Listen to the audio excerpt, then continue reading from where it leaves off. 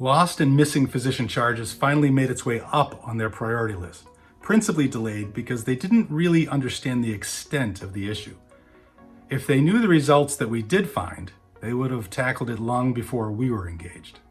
It was an initiative that focused on physician notations and billing reviews. That is, does the medical record documentation accurately reflect the services the patient received, and are the insurance bills accurate and complete?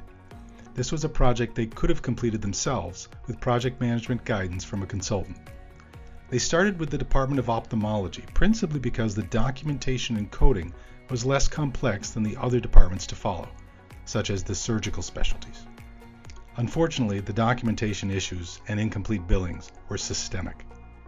Typically, there are two categories of issues: billed but not documented, that's a compliance issue, or in this case, documented but not billed, to the tune of $1.6 million of net revenue over 6 months for only 13 ophthalmology physicians.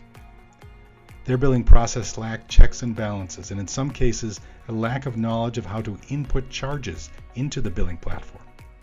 Fortunately for this practice plan, the lost charges created a rebilling initiative that generated over $4.8 million of new net revenue across the practice plan across all specialties, enough to support new training, new technology prompts, and new revenue integrity resources.